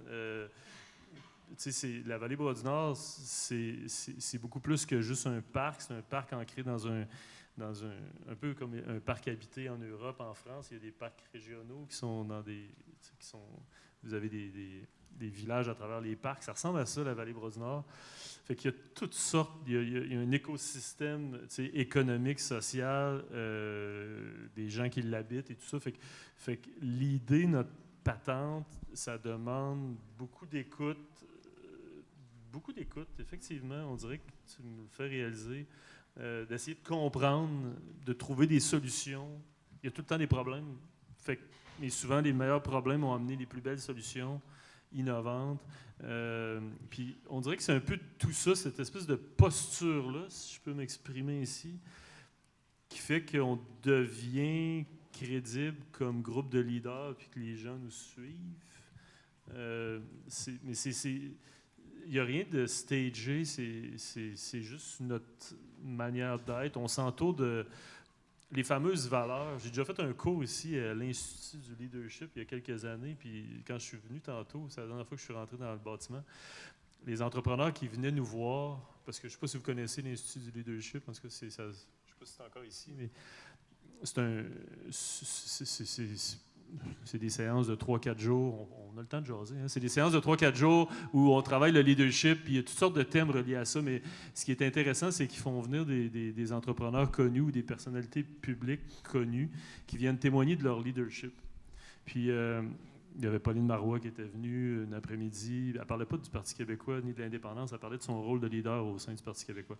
Puis il y avait Lorraine Pintal du Théâtre du Nouveau Monde ici. En tout cas, j'ai eu plein de monde. Pierre Lavoie est venu. Peu importe. Super bonne formation, soit dit en passant. Là où je veux en venir, c'est que tous ces leaders-là parlaient des valeurs. À quel point... Il y avait les frères de Cascade, là, les Lemaire. Il parlait à quel point les valeurs dans une organisation, c'était peut-être la chose qui était la plus importante. Puis là, moi, j'étais comme ton boys de l'ATR, j'étais les valeurs. Là, moi, les valeurs, là, j'ai ça sur mon plan d'affaires que j'ai écrit en 2002, la démocratie participative. C'était très théorique. Puis bon, je l'ai dit, j'ai étudié en philo, fait que je suis capable de jouer dans les nuages un peu. Mais tu sais, dans le quotidien, je ne appliquais pas ces valeurs-là. Puis ça me provoquait, là, les entrepreneurs qui parlaient des valeurs, ça me provoquait. Puis à un moment donné, en revenant dans l'autobus à Québec, j'avais comme fait, sais-tu quoi? Dans le fond, les gens avec qui on s'entend le mieux, nos collègues, nos producteurs, nos partenaires, ceux avec qui qu'on s'entend le mieux, puis que ça coule, puis que c'est qu'on partage les mêmes valeurs. Puis j'ai tout refait l'exercice des valeurs au sein de l'organisation, puis aujourd'hui, on en a 3 avec déclinées, mais une, c'est la passion. C'est une valeur qui, pour moi, on est en plein air, je connais beaucoup le monde du plein air, mais même dans le milieu touristique, puis je le disais l'autre fois à la conférence, au niveau culturel aussi, on est tous des passionnés en général. Puis c'est pour ça qu'on travaille dans ce milieu-là. Là. Je ne dis pas qu'il n'y a pas d'autres milieux passionnants, là, mais c'est sûr que le tourisme, en général, les gens sont passionnés. Puis on dirait que quand tu as une passion, ben, tu vas être curieux, tu vas aller voir d'autres endroits, tu vas lire, tout ça. Après ça, quand tu leads, c'est pour revenir à cette question-là, les gens suivent un petit peu plus. Mais après ça, il y a un mélange de compétences, de charisme, et il y a beaucoup d'autres aspects qui font de timing. c'est un peu pour ça, je pense que les gens nous suivent. J'ai fait un grand détour. Ah, tu nous as fait un trip tout autour, là, c'est parfait. Merci beaucoup. Nicolas, tu te sens de répondre à cette question aussi? Bien, précisément, tu avais parlé comment que les gens font pour nous suivre. Moi, je pense pas que personne me suit, marche avec moi. Ils ouvrent le bal. Souvent, mes idées d'ailleurs ne sont pas retenues au sein de l'équipe.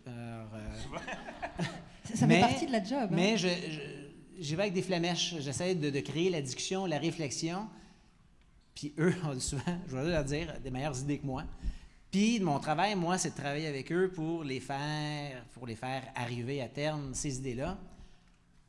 On se trompe souvent. Se tromper, c'est parce qu'on est peut-être un petit peu maladroit des fois, parce qu'on y va à tâtons, on avance, on recule, on réessaye, puis ça fait la chose, sans modestie, que je dirais, extraordinaire qu'on a maintenant à l'auberge, parce que c'est un produit duquel je suis très fier. Ça va aussi pour les équipes qui sont en place, ça va aussi pour nos partenaires, grande relation de proximité, d'authenticité avec eux. Je pense qu'ils essaient sincèrement de nous aider. Le caractère économique de l'auberge comme OBNL, c'est pas étranger à ça. C'est pas mon projet, c'est peut-être un peu mon bébé, mais c'est clairement pas à moi. Je ne bénéficierai pas directement des retombées de ça. C'est toujours réinvesti dans la mission. Ça, je pense que c'est un argument assez fort pour faire embarquer les gens avec nous. L'auberge, c'est le fruit et le résultat de tout le monde qui laisse leurs traces au fil des années. Je disais que c'est vrai pour les équipes, c'est vrai pour les clients aussi. Hein. On a un programme, nous, mal nommé de bénévolat, où des gens d'ailleurs, avec des visas de travail, ça prend ça quand même, mais viennent échanger leurs connaissances, leurs expériences, du temps de travail à l'auberge contre la nuitée, contre l'expérience comme telle. Ils sont très intéressés à ça parce que, ça leur permet d'économiser, certainement, mais aussi, ils laissent une trace derrière eux. Hein? Quand on voyage, des fois, ils ne font pas juste utiliser. Non, je pense encore à Michael qui est venu nous revoir récemment et puis il nous racontait comment ça avait transformé sa vie. Puis ça me fait un peu tomber. Je veux dire, je ne suis quand même pas docteur, là, je n'ai pas de pontage, mais je fais un pontage du cœur, peut-être, de l'esprit, parce que régulièrement, à ma grande surprise, les gens repassent nous voir pour dire que ça les a transformés. Et je ne mens pas. Si vous allez en ligne sur les différents sites d'appréciation, c'est le genre de commentaires qu'on voit, qu'on lit régulièrement, auquel je me fais un devoir de répondre. Moi, ça va faire une quinzaine d'années que je réponds à tous les commentaires qui ont été faits en ligne. Vous pouvez me tester. C'est moi qui réponds personnellement. J'y mets beaucoup de temps, avec des réponses individuelles aussi, personnalisées pour chacun. Des fois, je me répète un peu, mais ça prend un temps fou, mais c'est important parce que c'est une conversation qu'on a ensemble. Il y a l'intelligence artificielle. Peut-être que je pourrais me sauver quelques heures par semaine avec ça. Mais ça me fait quand même plaisir parce que les commentaires sont positifs dans leur très grande majorité. Puis je ne sais pas pourquoi que ça fonctionne exactement, mais ça fonctionne. C'est un chic endroit où travailler. Moi, ça fait justement au-dessus de 23 ans que j'y travaille. Puis, pour vrai, rentrer à reculons au boulot, j'ai peut-être arrivé dans ce temps-là, je peux y compter sur le doigt de 2 mains, peut-être plus qu'une, mais mettons 2 mains. Certainement que ça peut rentrer là-dedans. C'est le fun. Et tu parlais des employés, on va peut-être continuer justement sur ce sujet. Vous faites des trucs incroyables avec eux. On essaie de promouvoir la mission. Nous, la mission, c'est de faire découvrir les territoires et de créer des rencontres positives entre les gens. Puis il y a un membre de l'équipe, il y a quelque temps, qui nous a fait remarquer que lui, il n'avait pas l'impression que ça s'appliquait à lui. Il travaillait pour donner ça aux utilisateurs, aux clients de l'auberge. Puis mon Dieu, il avait raison. Fait qu'on a rebrassé les cartes un peu, puis on essaie d'appliquer cette mission-là aux équipes en place aussi, créer des occasions de rencontres pour renforcer les liens entre eux, mais leur faire découvrir le territoire. Cabane à sucre, évidemment, on les a amenés faire du kayak aux îles de Boucherville, monter le mont Tremblant l'automne, le mont Sutton l'hiver. C'est plein de petites choses. On les a amenés aussi dans une visite organisée au musée McCord pour connaître sur l'histoire des Premières Nations, parce que c'est peut-être, je ne suis pas sûr non plus, le tourisme régénératif, mais c'est de ramener quelque chose un peu qui s'était trop longtemps perdu. Hein? Donc, on participe à cet effort-là. Nos équipes, c'est les premiers à pouvoir nous aider dans notre mission, donc il faut leur transmettre ce savoir-là. Merci beaucoup. Est-ce qu'il y a dans tous ces projets, parmi vos passions, parmi vos inspirations, parmi vos liens, vos connexions avec tous vos publics, est-ce qu'il y a des projets dont vous êtes particulièrement fiers, dont vous voulez nous parler ce soir? La liste serait longue, honnêtement. Non, peut-être pas tous. Déjà, commençons par un. Non, mais comme association touristique, on a la capacité d'influencer d'une certaine manière. Puis, vous n'êtes pas sans savoir qu'au Saguenay-Lac-Saint-Jean, il y a quelques années, il y avait des projets d'envergure de développement industriel dans la région, notamment sur le... Là, ce qui se dit ici reste ici. Oh non, c'est pas vrai, c'est en ligne. C'est pas grave. Mais on était beaucoup interpellés parce que il y avait un projet, en fait, de construire une usine sur les abords du fjord du Saguenay. Et vous n'êtes pas sans savoir non plus que c'est une artère extraordinaire pour faire du kayak de mer. Mais c'était difficile de se positionner dans l'équation, je vais dire, de conversation autour de l'apport économique en milliards qui était astronomique de l'entreprise qui projetait de s'implanter dans la région du Saguenay-Lac-Saint-Jean avec des emplois et tout ça, puis d'arriver à côté et de venir nuancer en disant, bien, si vous amenez cet apport de bateaux supplémentaires, mais ça peut venir influencer l'attractivité de la destination. Puis là, on se faisait dire, ouais, mais l'attractivité, ça vaut combien? Et plutôt que de se braquer ou de venir se dire l'industrie touristique doit lutter contre le développement industriel dans la région du Saguenay-Lac-Saint-Jean, on s'est plutôt dit, bien, c'est une question qui vaut la peine d'être creusée. Et c'est pour ça qu'on a on a réalisé en fait une étude sur la valeur économique et sociale des paysages du Saguenay-Lac-Saint-Jean pour se dire, bien, c'est valable de se dire, il y a peut-être un territoire que c'est correct, vous pouvez exploiter, vous pouvez développer dans cet endroit-là puis de le faire de manière respectueuse. Mais il y en a d'autres qui sont nos icônes, qui sont nos cartes postales, puis qui constituent non seulement la base de l'attractivité de la région, mais aussi ce pourquoi moi j'habite au Saguenay-Lac-Saint-Jean, ce pourquoi moi je suis très fière de cette région-là et que nous le sommes tous parce qu'on est reconnu comme étant chauvin. Donc, beaucoup. Donc, il y a des endroits, il y a des paysages, il y a des lieux qu'on se doit de réserver, il y a des savoirs. On parlait des communautés autochtones. On a la communauté de Mashtouillats qui est située au Lac-Saint-Jean, mais dont tout le territoire du Saguenay-Lac-Saint-Jean, c'est l'entièreté du territoire qui est basé, en fait, ou qui est ancré dans l'histoire des peuples autochtones. Donc, il y a des lieux comme ça qui ne sont pas particulièrement identifiés, mais qui ont une valeur intrinsèque. Donc, on a voulu mesurer ça. Et on est la première région au Québec à s'être dotée de cet outil-là. Puis là, on se disait, on va se faire rentrer dedans, ça va être terrible. Et non. En fait, il y a eu beaucoup d'intérêt pour l'outil, même pour les décideurs. En fait, on s'est dit que plutôt que justement de s'opposer, de dire l'industrie touristique fait dire que ça n'a pas de bon sens, on a plutôt décidé de se doter d'outils de compréhension communs. Vous voulez l'utiliser, l'étude, allez-y. Ce n'est pas une vérité de la palisse. Vous pouvez continuer à développer, mais c'est une variable qui pourrait être intéressante à être prise en compte dans le développement économique futur. Donc, non seulement on a fait l'étude, elle a 400 pages, là, fait qu'il n'y a personne d'autre que moi et ma collègue qui l'a lu, là, mais on s'est doté d'une matrice décisionnelle. Donc, les décideurs peuvent prendre, peu importe le projet de développement touristique ou économique, c'est pas obligé d'être touristique d'ailleurs, tout des projets de développement et le rentrer dans la machine à saucisses de la matrice décisionnelle. Puis au bout du chemin, ça dit des mesures de mitigation, des suggestions de réglementation, des choses comme ça. Puis c'est en bonification continue. Mais je trouve que ça fait qu'on est dans la conversation sans nécessairement être noir ou blanc, eux contre nous, mais que c'est une clé de compréhension. Puis je vais aller plus loin.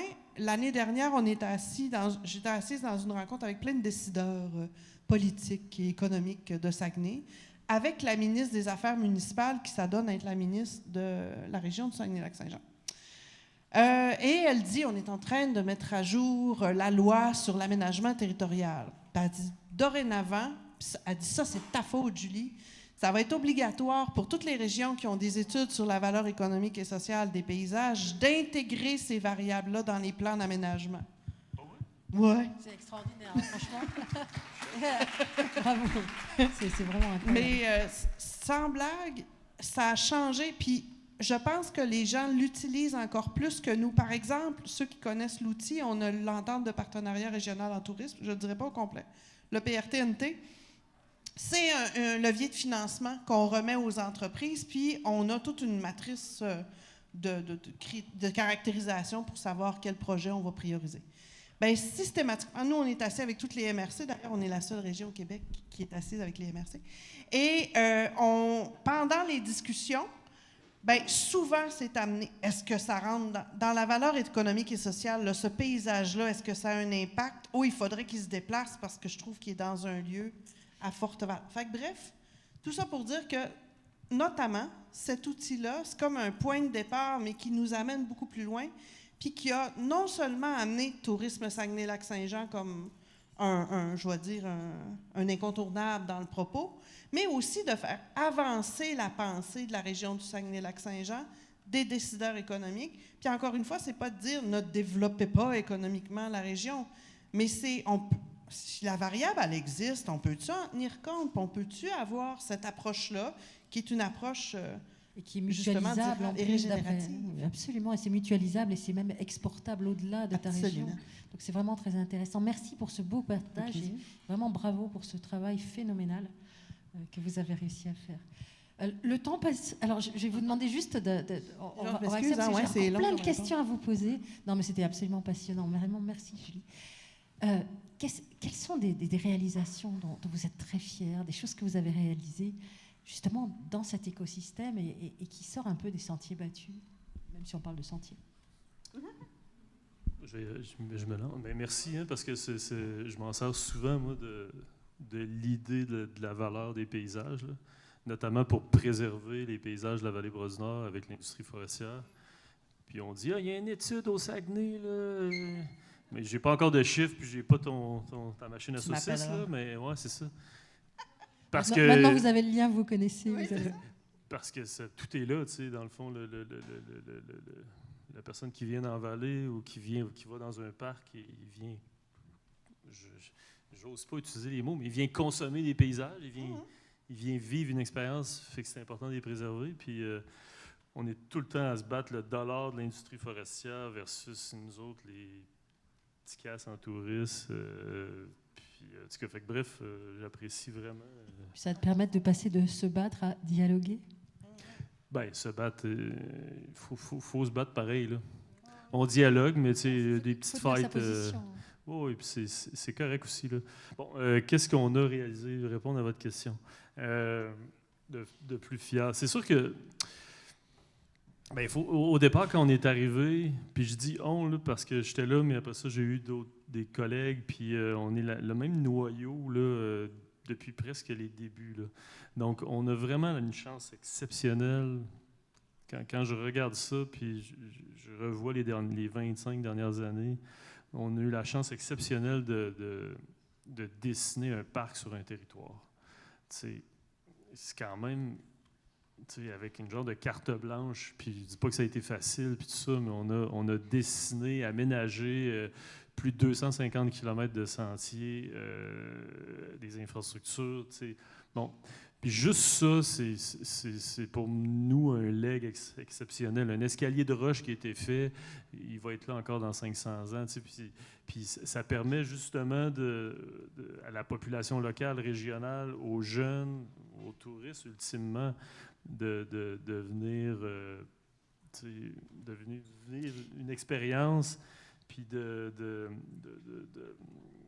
tout est là, tu sais. Fait que cette chance-là qu'on a eue, c'est notre plus grande fierté, parce qu'on est là depuis les tout débuts. Les paysages, la géomorphologie étaient là, mais on a créé quelque chose à travers ça. Et puis tu parles de la population locale. Il y a quand même quelque chose que vous avez réussi à créer par rapport à votre activité.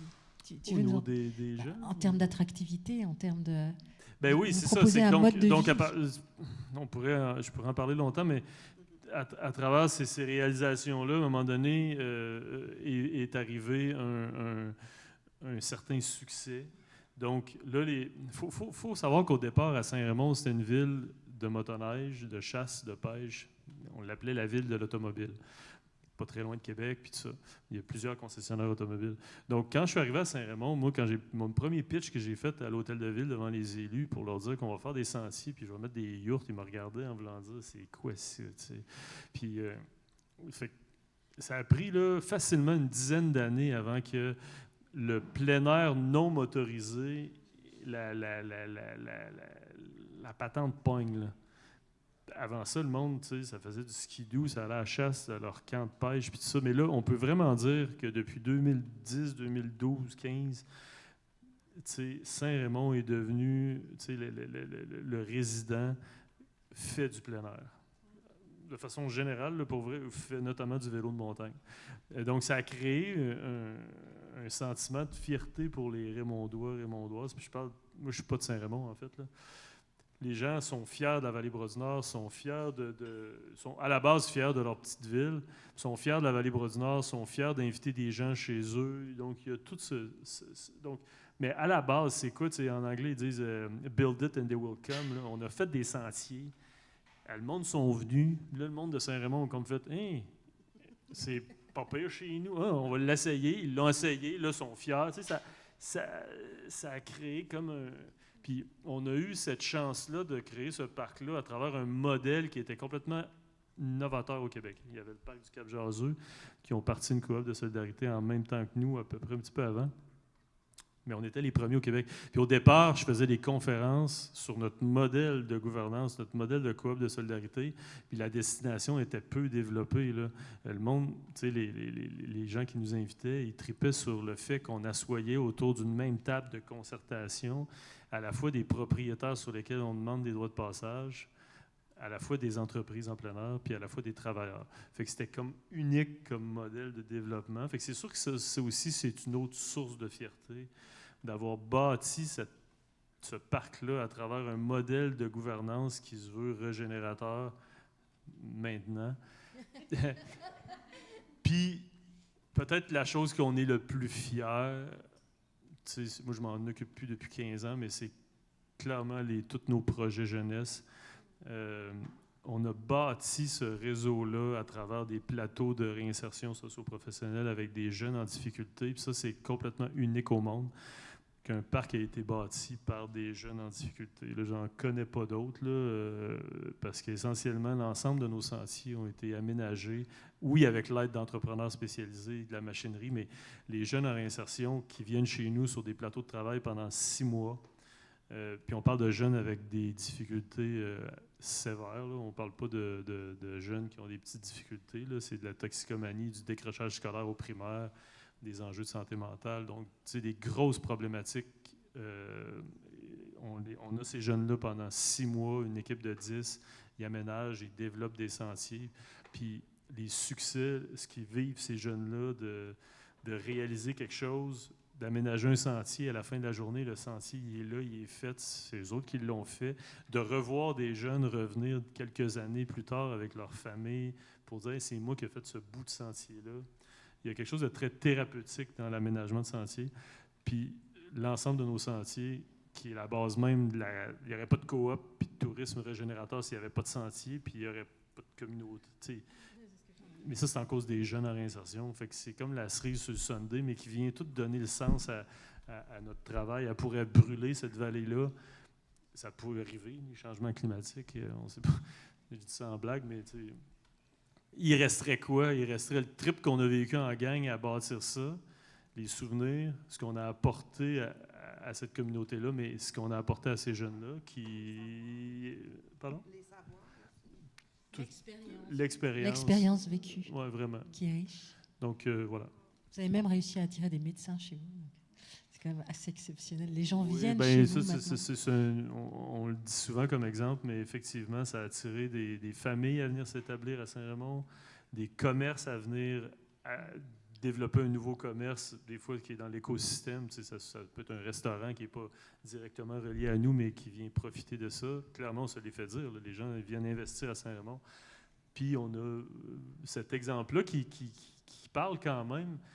Mais il y a vraiment des couples de médecins, un couple de médecins et leurs amis qui sont venus pratiquer à Saint-Raymond parce qu'ils tripaient, c'était des tripeux de vélo de montagne. Donc, ça, quand j'utilise cet argument-là avec des élus, ça fonctionne. Mais il y a il y a plein d'autres professionnels qui sont venus s'installer. Fait que ça, un mode de vie que vous proposez, que vous avez créé. Puis depuis la COVID, ça facilite quand même, parce qu'on est à 45 minutes, on n'est pas très loin de Montréal, on est à 45 minutes de Québec. Fait que, s'acheter une maison à Saint-Raymond, tu peux encore t'acheter quelque chose à 200 000 $. Fait que, puis avec le télétravail, les gens sont plus près des sentiers. Voilà. Merci beaucoup. Nicolas. Élément dont je suis fier. Il y avait deux choses qui me viennent en tête. Je pense de ne pas me mêler de mes affaires. Moi, tu l'avais dit, je suis actif au CESIM, le Conseil d'économie sociale de l'île de Montréal, et entre autres, ça m'a sorti de mon silo dans lequel je suis resté coincé beaucoup trop longtemps. Il y a tout, après ça, qui peut m'être utile. Je vais m'inspirer beaucoup de ce qui se fait dans des entreprises, des organisations qui sont à milieu de ce qu'on fait, nous, comme travail. Puis je me suis rendu compte que c'est bénéfique pour moi, mais c'est vrai que c'est quelque chose qu'on faisait déjà à l'auberge aussi, dans nos équipes, d'encourager les gens d'avoir leur propre projet à côté. Puis souvent, c'est des gens qui sont très dynamiques, ces gens-là. Puis quand ils reviennent à l'auberge, bien, ils ont la tête pleine d'idées qui, après ça, peuvent mettre à contribution. Donc, ça, je suis assez content. Puis ça a donné lieu, en tout cas, en termes d'économie sociale, c'est un de mes chevals de bataille que j'ai à cœur. Puis on a créé dans les dernières années des maillages super intéressants. Puis je me dis que chaque dollar qui est investi en économie sociale, bien, ça reste dans la communauté. C'est des investissements qui sont beaucoup plus porteurs, duquel je suis fier. Puis en parlant d'économie, on reste une entreprise. Hein? L'économie sociale, c'est une façon, nous, qu'on voit, de faire de l'économie. C'est de l'économie qui reste dans la communauté. Puis on s'est posé la question de savoir, c'est quoi le juste prix? Hein? On est une auberge de jeunesse qui accueille des gens déjà qui ont moins de fric. Puis on essaie de savoir, c'est quoi le juste prix qu'on devrait être capable de charger, qu'on devrait demander aux gens pour être capable de continuer et donner les moyens d'avoir des investissements. On n'a jamais été capable d'y répondre, en tout cas pas à ma satisfaction. Donc, un jour, on a dit, bien, on va jouer le jeu du marché parce qu'on se rendait compte qu'on avait des tarifs hyper abordables pendant le Grand Prix. Ce n'est pas les voyageurs qui utilisaient les ressources. C'est plein d'événements. Trop souvent, il y a des gens qui utilisaient nos ressources à tarifs beaucoup trop compétitifs. Puis, dans le fond, on passait à côté de la traque un petit peu. Là, il y a une fondation qui a été reprise en main dans les dernières années, qui est encore à s'articuler présentement, mais ça nous permet de jouer le jeu commercial. Puis après ça, ces sommes-là, je l'avais dit, c'est personne qui s'en remplit les poches. C'est toujours réinvesti dans la mission, dans la communauté. Puis je pense qu'en économie sociale, parce que dans notre industrie, c'est quelque chose, le jeu commercial est un petit peu mal vu, mais c'est un incroyable levier pour être capable d'arriver à nos fins, de mieux être capable de compenser nos équipes, d'innover, des nouvelles idées. Ça nous permet de se tromper de temps en temps, de se relever puis de recommencer aussi. C'est bien d'expérimenter. On a bientôt terminé. D'ailleurs, il y a Nelly qui me fait des signes désespérés de là-bas. Je voudrais vous poser une dernière question. J'adorerais encore vous interroger chacun plusieurs heures, mais on ne va pas pouvoir le faire. Si vous aviez une baguette magique, que vous pouviez tout d'un coup réaliser quelque chose, vous feriez quoi? Très rapidement.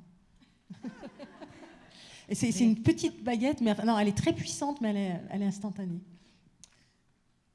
Mon rêve présentement, c'est l'accès universel. C'est de faire en sorte que l'expérience touristique soit accessible à tous. C'est un défi. C'est un défi, mais j'ai confiance que et le Québec et je vais dire les planètes alignées là, qu'on disait tout à l'heure, je pense qu'on est rendu au bon moment pour aller dans cette direction-là. Puis c'est tous étant les communautés, étant les jeunes, les gens plus vulnérables.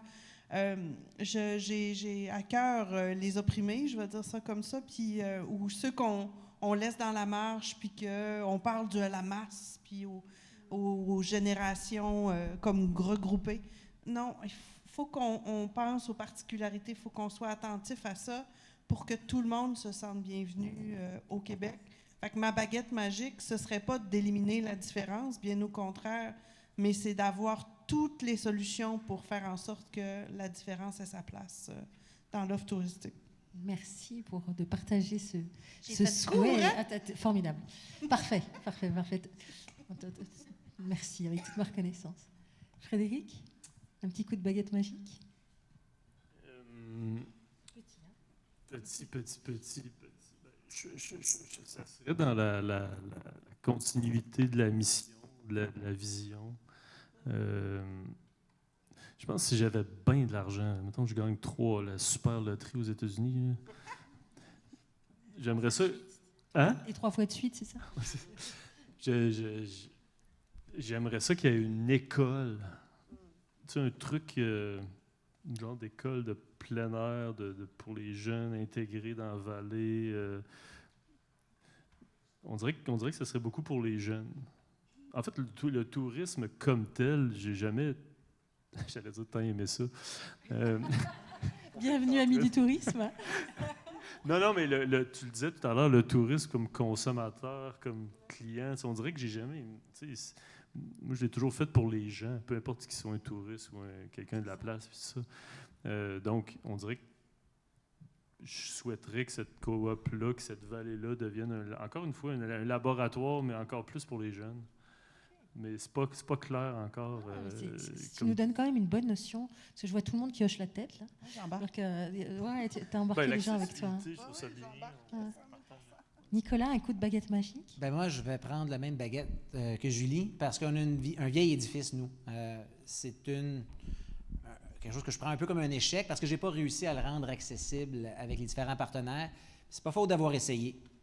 On n'a pas trouvé la bonne solution. On est en bordure de rue, plus beaucoup d'escaliers juste pour arriver à l'accueil, à la réception.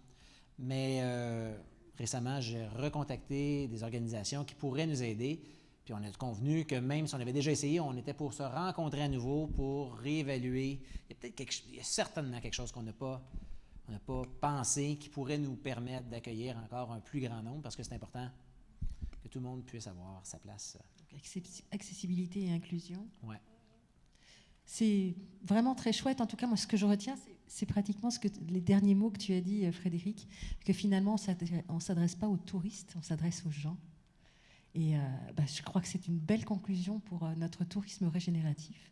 Donc, en tout cas, je vous remercie pour votre attention. Et puis, on n'est pas très en avance, mais si vous avez des questions à poser, il y a un micro normalement dans la salle. Et puis, on a aussi, sinon je peux tourner aussi, vous passez le micro. Et puis, je ne sais pas s'il y a des questions en ligne. Non, il n'y en a pas? Non, il n'y en a pas. Bon, formidable. Est-ce que vous avez des questions à poser à nos formidables panélistes qui vous ont ouvert leur cœur et leur passion? Vous n'êtes pas obligés, hein, mais profitez-en tant qu'ils sont là. Bon, ça sent le cocktail. On aurait eu pour 2 heures de plus. Ouais. Là, je pense Ouais, non, qu'ils mais ont peur franchement, de nos réponses. Je vais juste attraper ça parce qu'il y avait une télécommande. Ça finissait pas à 9 heures.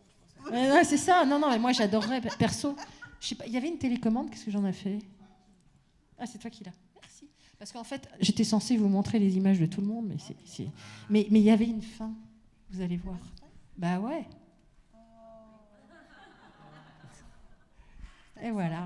Donc, l'idée, c'était de vous dire merci à toutes et à tous d'être venus ici pour écouter, vous inspirer, j'espère, de ces expériences qui...